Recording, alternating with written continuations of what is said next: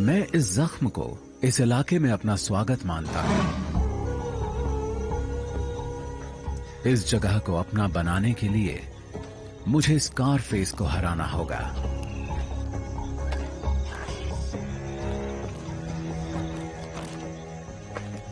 सबसे पहले तो मुझे इस जंगल को समझना पड़ेगा, जो जितना मैंने सोचा था उससे कहीं मुश्किल है।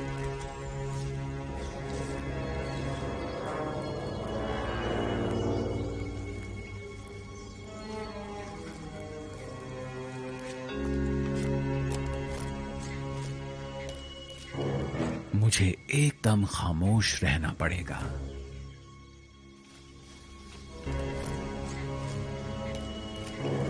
मुझे एकदम खामोश रहना पड़ेगा और करीब पहुंचना होगा।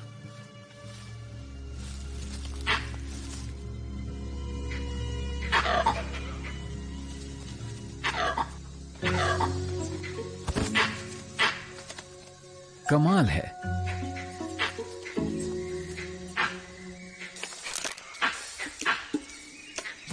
ये लंगूर है। मुझे इन जानवरों से नफरत है। ये वाकई जंगल का सिक्योरिटी अलार्म है। कोई भी शिकारी दिखा नहीं कि ये चिल्लाने लगते हैं, और मुझे तो इन्होंने 1.5 किलोमीटर दूर से ही देख लिया। इन्हें समझ नहीं आ रहा कि मैं हूं कौन। जब तक मैं यहां से चला नहीं जाऊंगा, इनकी चीख चिल्लाहट बंद नहीं होगी। इस लंगूर को यहां फैंग कहा जाता है, और इसकी वजह भी है। ये गैंग का मुखिया है। तुझे अंदाजा भी है कि मैं तेरे कितने भाई भतीजों को खा चुका हूं। ये छोटे छोटे बंदर बड़े ही शरारती हैं, जबकि मैं इनका शिकार भी नहीं करता।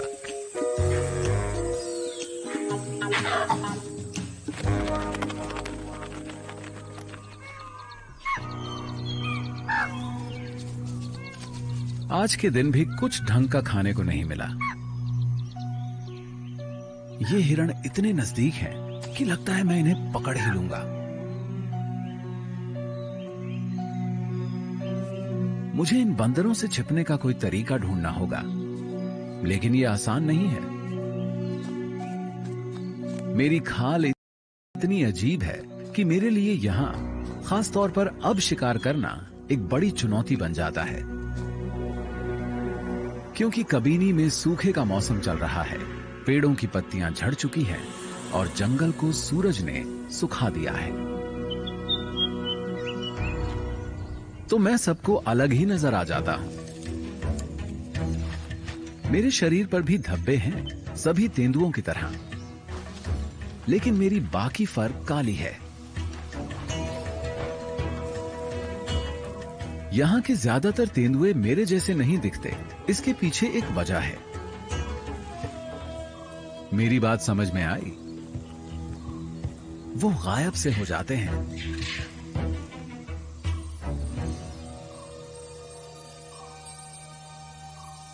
ये है क्लियो। शायद ये इन परेशान करने वाले लंगूरों में से किसी को पकड़ सके।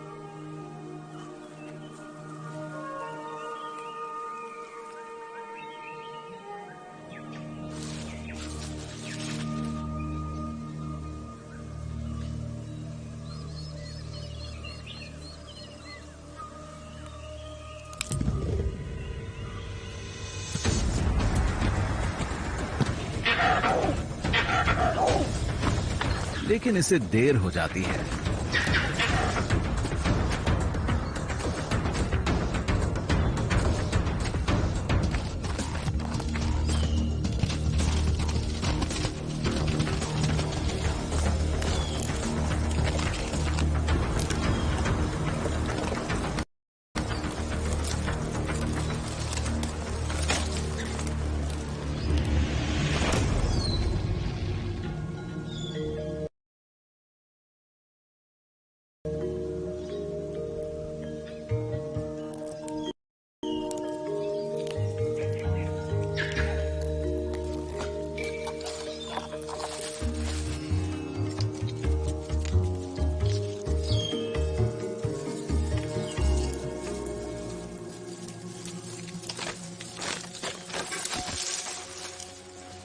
ऐसा तो नहीं हो सकता कि ये पेड़ से नीचे गिर जाए। ये जगह कब्जा किए जाने के लायक है। इसकी एक और वजह है क्लियो। इस जगह को अपना बनाने के लिए मुझे दो चीजों की जरूरत है, इलाका और वंशज। क्लियो भरोसे से भरी है, ये ताकतवर है और खूबसूरत भी। तो मैं इसके करीब पहुंचने की कोशिश करता हूं। इस काम के लिए टाइमिंग एकदम सही है। इसके जज्बात को ठेस लगी है, ऐसे में इसे ढाढ़स बंधाकर बात बन सकती है।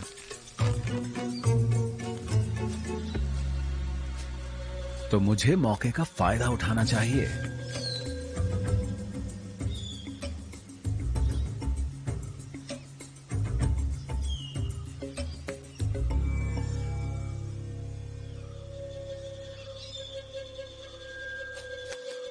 लेकिन लगता है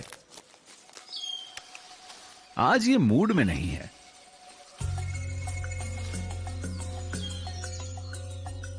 क्लियो इस इलाके में मौजूद सबसे ज्यादा दबदबे वाली मादा तेंदुआ है और इसीलिए ये इसके साथ है, स्कारफेस के साथ। ओह, इन दोनों की तो दाल भी गलती लग रही है। ये दोनों एक ही पेड़ पर हैं, कुछ समझे आप? और मैं यहां नीचे इन जोकरों के बीच हूं।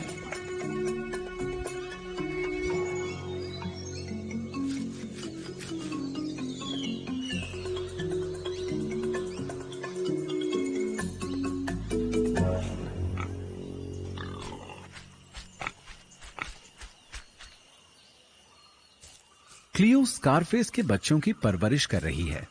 ये जानती है कि जिस तेंदुए का पूरे इलाके पर राज हो, उसके साथ मिलन करने से बच्चों के जिंदा रहने की गुंजाइश बढ़ जाती है।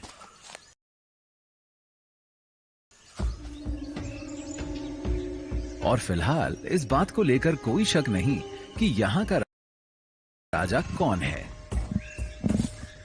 स्कारफेस हमें रोज ये याद दिलाता रहता है कि ये साम्राज्य उसका है। अगर मुझे कबीनी जंगल को अपना बनाना है तो मुझे इससे ज्यादा स्मार्ट होना होगा। चुनौतियों के बावजूद मुझे कोई रास्ता निकालना होगा। लेकिन यहां स्कारफेस के अलावा भी बहुत सी मुश्किलों का सामना करना पड़ेगा।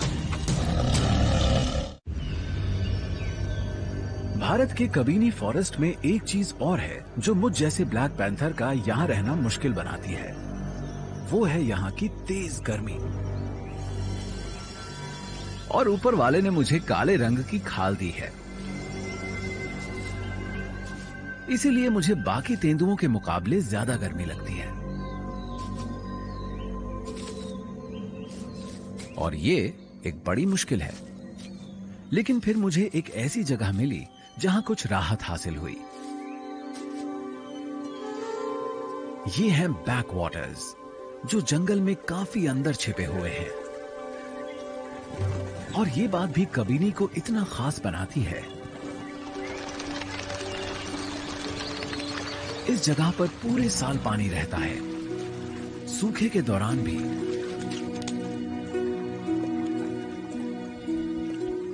दूर दूर से जानवर यहां पानी पीने आते हैं।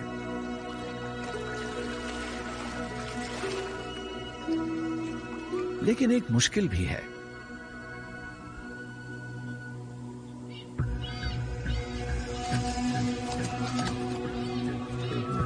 मैं इकलौता ही ऐसा नहीं हूं जो खुद को ठंडा करने यहां आया हूं।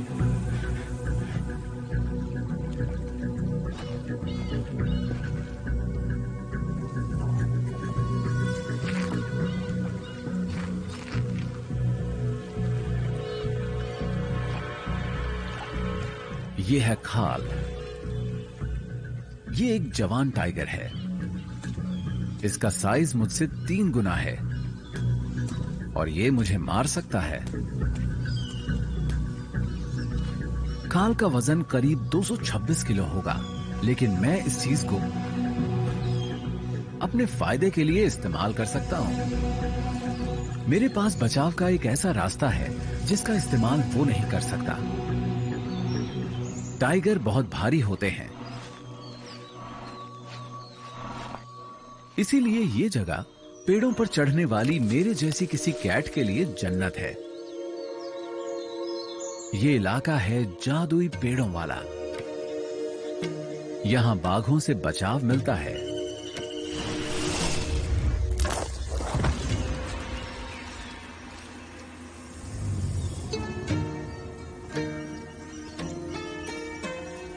ये है किस्मत, इसकी रानी।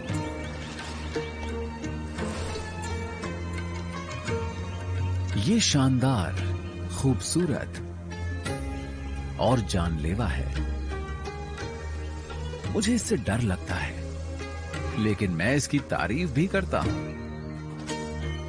यहां दबदबा रखने वाले नर बाघ नहीं हैं, तो यहां इसी का राज चलता है।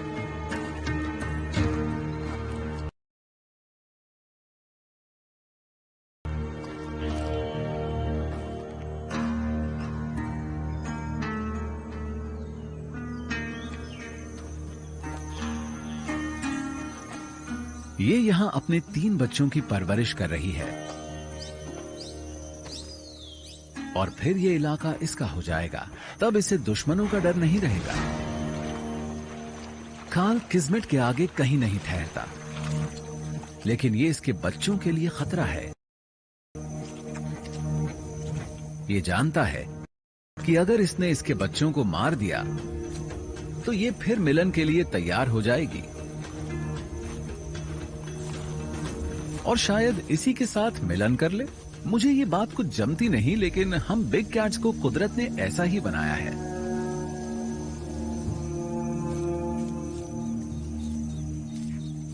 किस्मत चाहती है कि खाल उससे ज्यादा दूर रहे।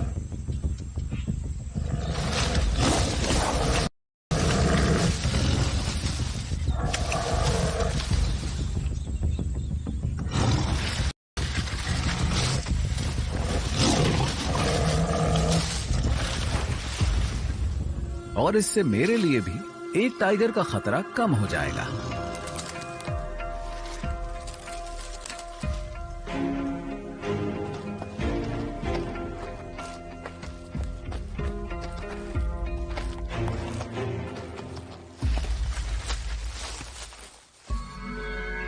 ये सच है कि ये जंगल मुश्किलों से भरा है। बेशक यहाँ ऊपर मैं सुरक्षित रह पाऊंगा, लेकिन किसी पैंथर को पेट भी तो भरना होता है।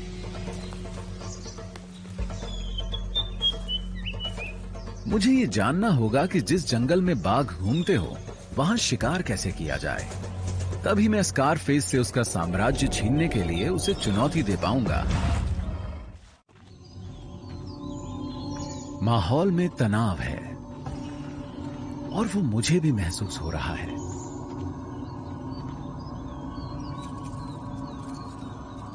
स्कारफेस शिकार करने निकला है। खलनायकों को भी पेट तो भरना होता ही है।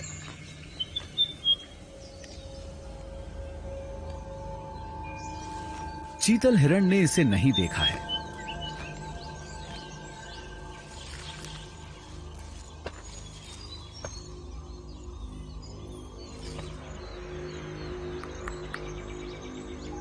लेकिन मां को खतरे का एहसास हो जाता है।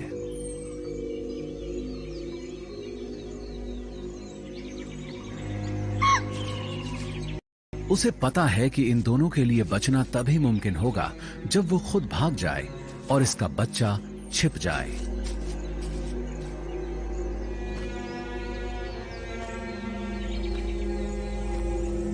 लेकिन ये तरकीब मैं पहले भी देख चुका हूं, और स्कारफेस भी।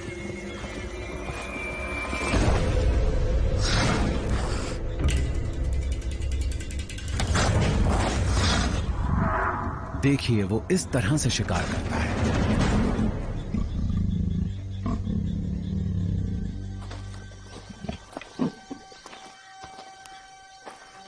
इसकी तारीफ करनी पड़ेगी। स्कारफेस एक माहिर शिकारी है और शायद इसकी इसी खूबी ने क्लियो का दिल जीता है।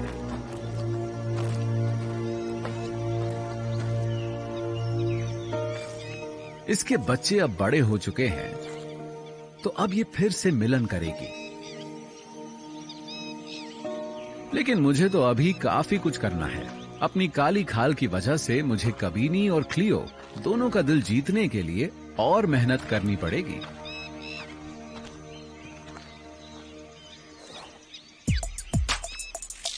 स्कारफेस को पूरा यकीन है कि वो यहां का बॉस है।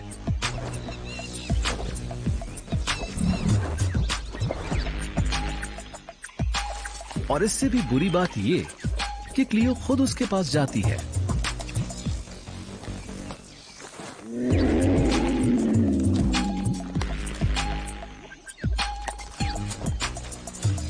इतना ही नहीं, वो खुद को पेश भी करती है। इनकी आवाजें सुनकर तो दिल बैठ सा रहा है।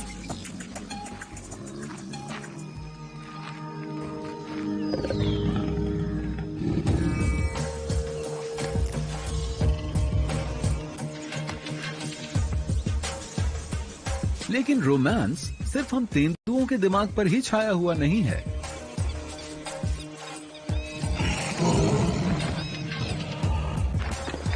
सभी नर मिलन का अधिकार पाने के लिए आपस में लड़ते हैं।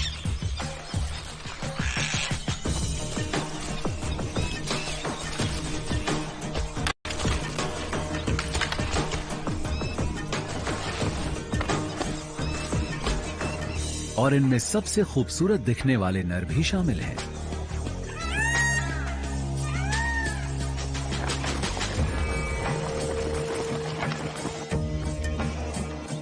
ऐसा लगता है कि मोर अपना इलाका पाने के लिए आपस में लड़ रहे हैं, ताकि वो अपने खूबसूरत पंखों का प्रदर्शन कर सकें। क्योंकि ऐसे पंख तो सिर्फ इन्हीं के पास होते हैं।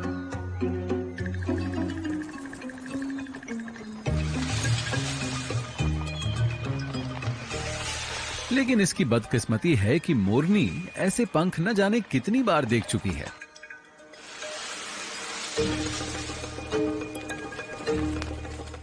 उसने ये सब भी देखा हुआ है। बेशक इसकी दिलचस्पी इस नर में ना हो, लेकिन मेरी है।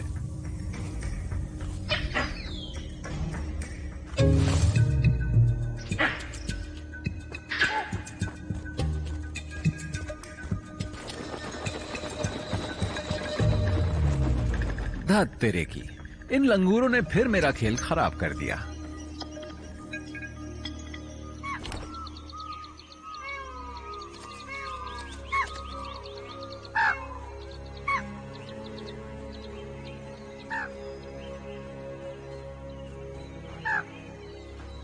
मुझे सबसे पहले खुद को छिपाने का कोई तरीका ढूंढना होगा।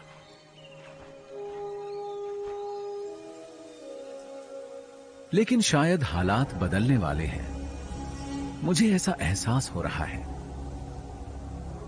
पिछले 4 महीने से ये जंगल तेज धूप में तपता रहा है। ये एकदम खुश्क और बंजर हो गया है। लेकिन जल्दी ही सब कुछ बदल जाएगा।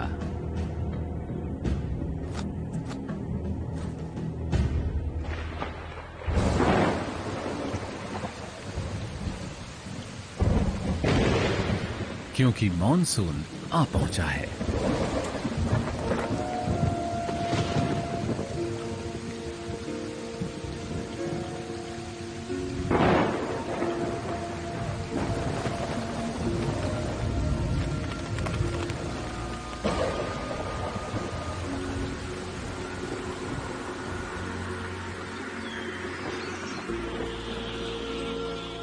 ये नया मौसम अपने साथ बहुतों के लिए नई जिंदगी लाता है और मौके भी।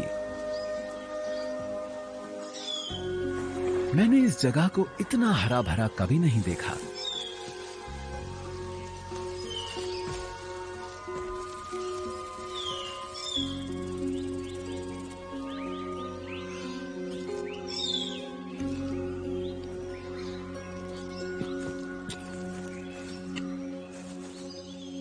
लेकिन मैंने बारिश के इस मौसम में एक और चीज भी देखी है।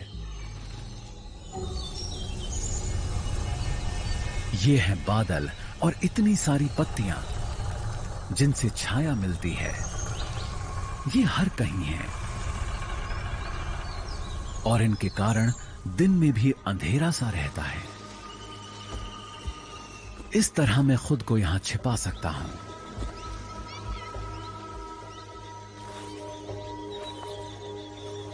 और मुझे खुद को फौरन छिपाना भी होगा। सामने किस्मत मौजूद है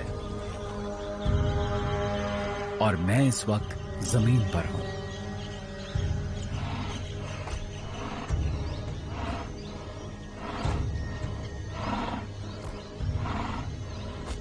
अगर इसने मुझे देख लिया तो खेल खत्म।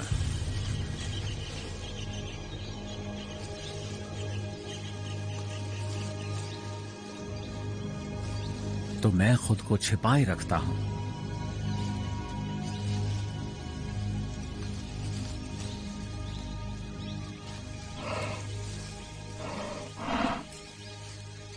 और ये मेरे एकदम करीब से आगे बढ़ जाती है।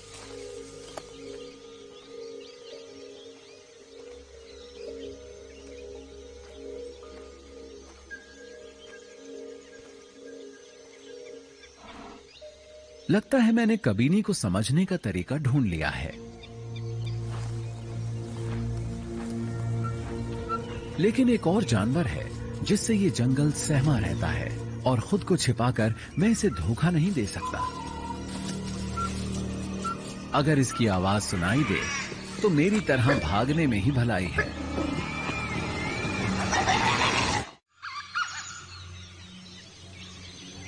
यहां की सुबहें बहुत ही खूबसूरत होती हैं।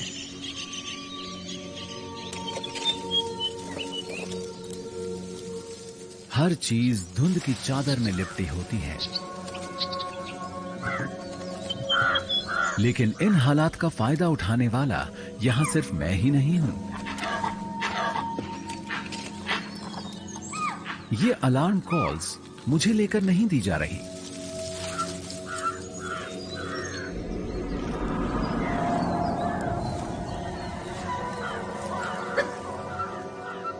ये इन डोल्स के लिए है जिनसे मैं भी डरता हूं। ये हैं कबीनी के जंगली कुत्ते। इनसे पूरा जंगल डरता है। मैं इसे एक या दो का सामना तो कर सकता हूं, लेकिन इनका झुंड जानलेवा होता है। इनसे तो बाघ भी डरते हैं।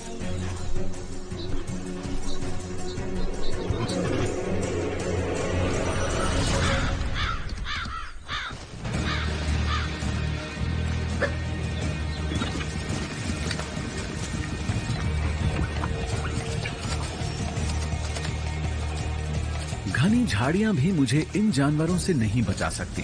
इनकी नाक भी बहुत ही गजब की होती है और इनकी तादाद फिलहाल 20 है, यानी 20 नाक।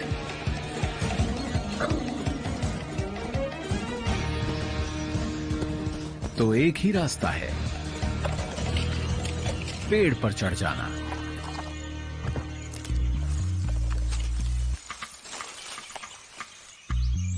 तू नहीं चढ़ पाएगा। इससे आगे इसका पहुंचना नामुमकिन है। डोल्स को कुदरत ने पेड़ों पर चढ़ने की खूबी नहीं दी। उनके पास इस काम के लिए ना तो नाखून होते हैं और ना ही मसल्स।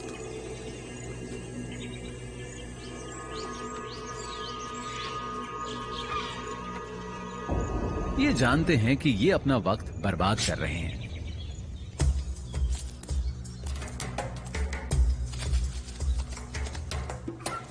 लेकिन अब ये कहां जा रहे हैं? ओह, इनका झुंड तो बैकवाटर्स की तरफ जा रहा है। वहां इन्हें जो मिलेगा उसे अपना शिकार बना लेंगे।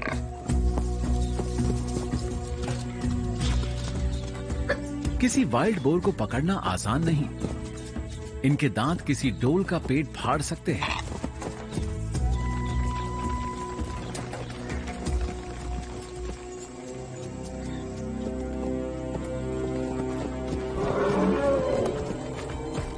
और और तभी जैसे बड़े बड़े ये हाथी भी इन्हें भगाने के लिए आ पहुंचते हैं।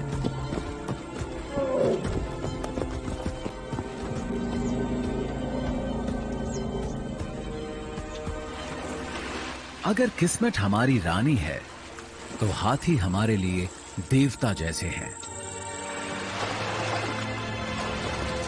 ये आपस में मिलने जुलने और साथियों को ढूंढने के लिए बैकवाटर्स पर इकट्ठे हो जाते हैं।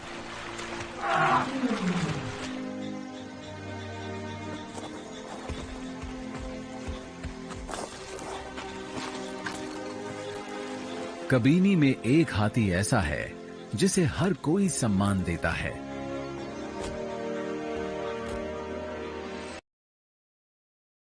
इसका नाम है बोगेश्वरा और कहते हैं कि एशिया में इसके दांत सबसे लंबे हैं। यहां भी हाथियों का शिकार वैसे ही किया जाता है जैसे कई दूसरी जगहों पर। ये पूरा पूरा दिन कबीनी के घास के विशाल मैदानों में चरते रहते हैं। शायद ये शाकाहारी जीव होंगे। तू नहीं चढ़ पाएगा। इसके दांत बेशक बड़े हैं, लेकिन डोल्स सिर्फ झुंड से ही डरते हैं। भला ये इतने बड़े जीव को क्यों खिंचा रहे हैं? इसकी वजह इलाका है या फिर ये इन्हें शिकार समझते हैं? कौन जाने। डोल्स सिरफिरे होते हैं।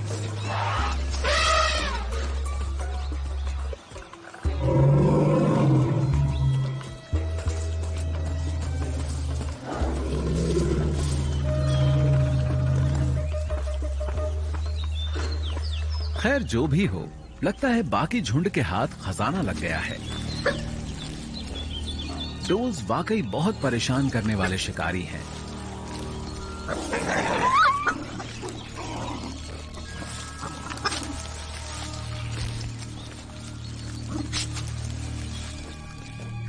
हम तेंदुए हाथियों के साथ नहीं उलझते।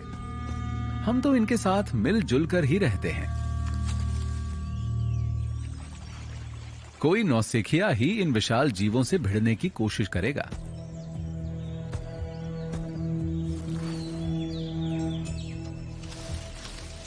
लेकिन अगर बात गुस्सैल और कम उम्र बाघ की हो तो मसला कुछ और है।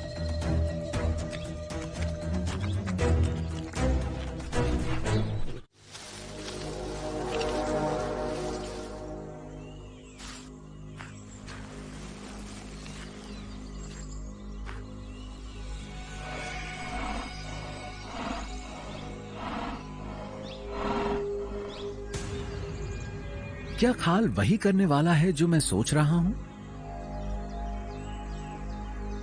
इसमें कोई शक नहीं कि उसमें हिम्मत है। हाथी के इस बच्चे का वजन 90 किलोग्राम है, तो यह भरपेट खुराक साबित होगा। ये इतना बड़ा है कि बच्चे को मार सके।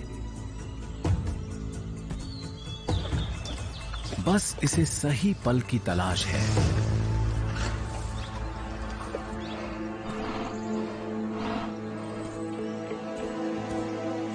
तो भला कोई टाइगर 10 टन वजनी किसी हाथी के करीब तक छुपकर कैसे पहुंचेगा?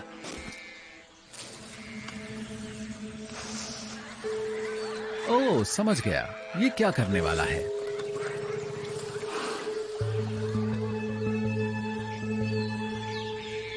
और ये भी समझ गए हैं।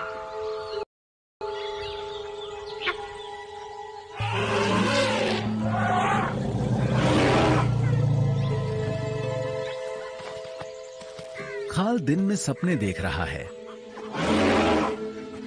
इस बाघ को नहीं मालूम कि बच्चे की हिफाजत सिर्फ मां नहीं करती,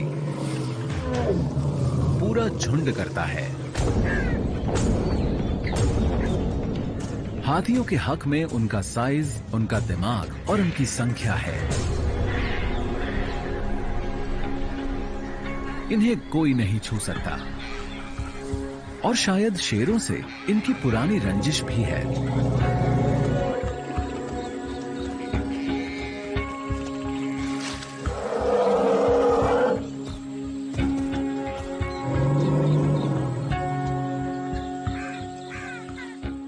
खाल वो ये बात भूलने वाले नहीं हैं।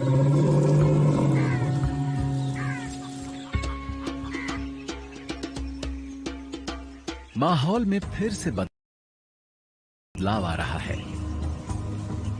मॉनसून का मौसम खत्म हो रहा है। इससे पहले कि कबीनी का जंगल सूख जाए, हर कोई मौजूदा वक्त का भरपूर फायदा उठाने की कोशिश में है।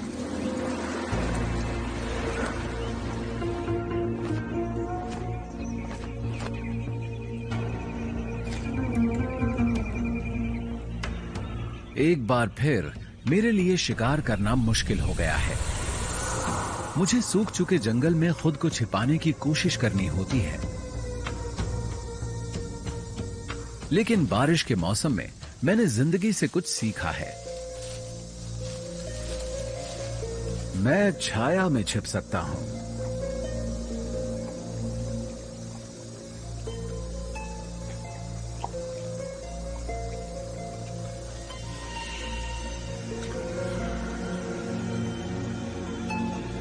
तो सूखे के मौसम में भी मैं अंधेरा ढूंढ सकता हूं। अब ये मेरी दुनिया है। अब मेरे पास एक रणनीति है। सबसे पहली बात, मुझे इन खुराफाती लंगूरों की नजर से बचकर रहना होगा। ये पूरे जंगल में ये बात फैला देते हैं कि मैं शिकार पर निकला हूं, पर मैं अब अपनी साथी छाया का इस्तेमाल कर सकता हूं।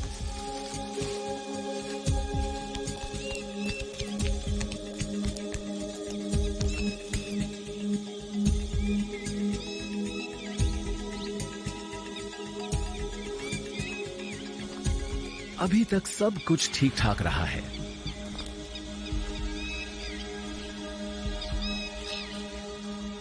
कोई अलार्म कॉल नहीं आई है।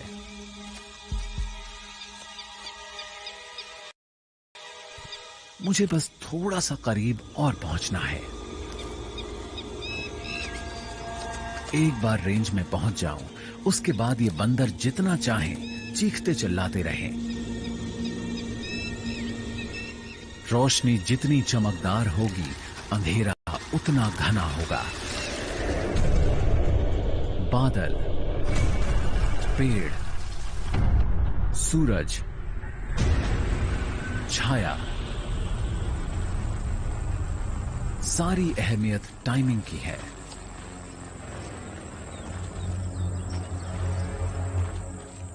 अब हमला करना होगा।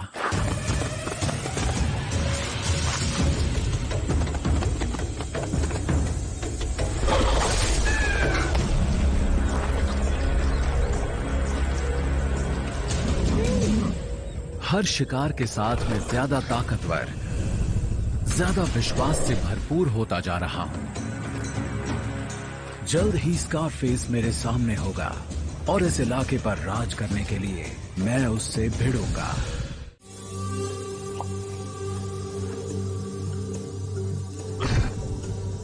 लगता है क्लियो ने शिकार किया है और शिकार काफी बड़ा है। इसके बच्चे बड़े हो चुके हैं, तो शायद ये आखिरी बार अपने परिवार के लिए शिकार कर रही है। लेकिन ये घबराई हुई है। इसके बच्चे छिपे क्यों हुए हैं?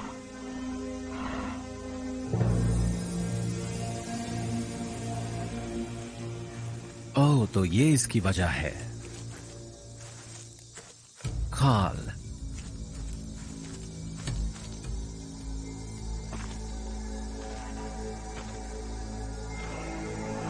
अगर उसने इसके यहां होने का पता लगा लिया तो वो इसे और इसके बच्चों को मार देगा। तो इसे झटपट बच्चों को यहां से निकालना होगा। खाल हिरण को खाता है तो खाता रहे।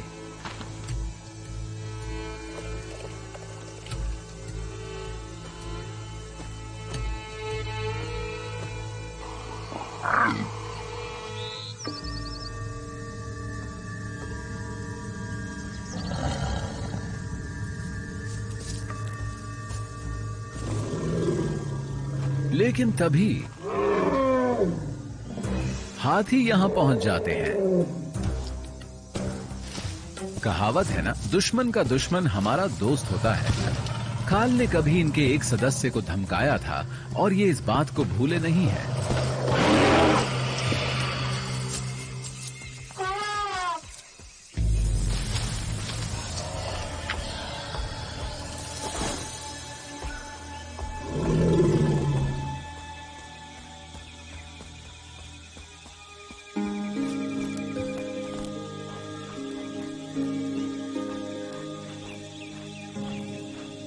पता नहीं क्लियो को ये मालूम भी है कि नहीं कि इस पूरे वक्त मेरा दिल सिर्फ इसी को चाहता रहा है।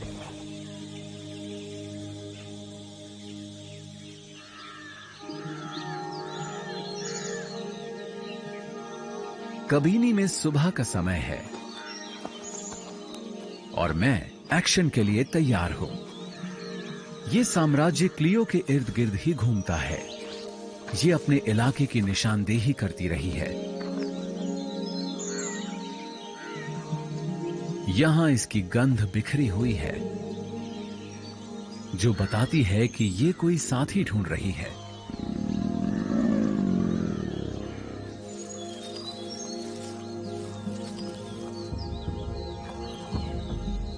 स्कारफेस समेत कोई दूसरा तेंदुआ भी ये बात जानता होगा।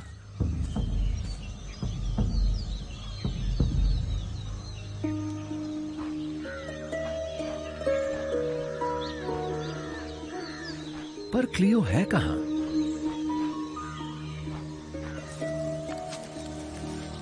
ओह, ये रही।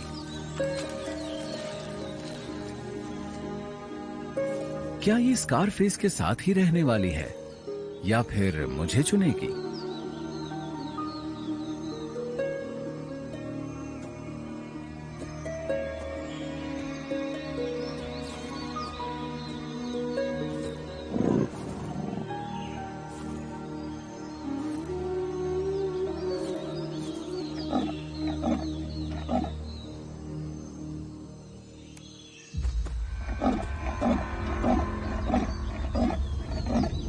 ये तो स्कारफेस की आवाज है।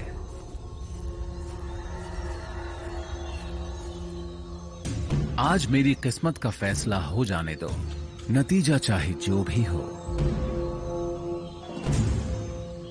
अब जो होगा देखा जाएगा। और अब ये जंगल मेरा होने वाला है।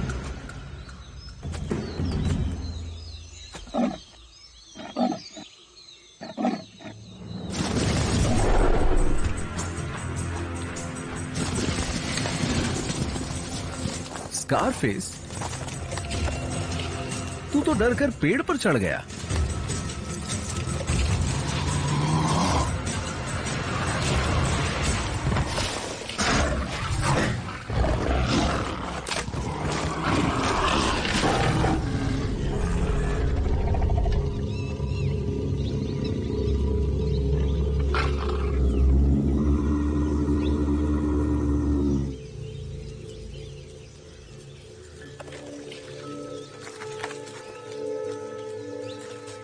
सॉरी स्कारफेस,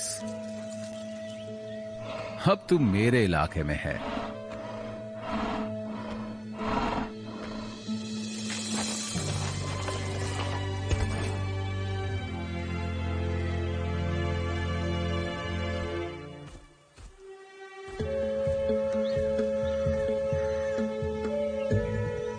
और क्लियो, अब तेरी मेरी जोड़ी इस जंगल पर राज करेगी।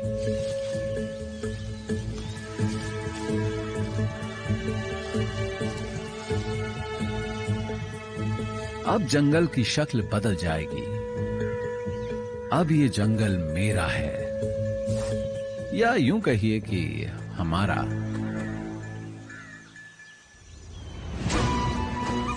जंगल इसका भी है, इनका भी, और तुम्हारा भी। समझ रहे हो ना? कबीनी हम सब का है।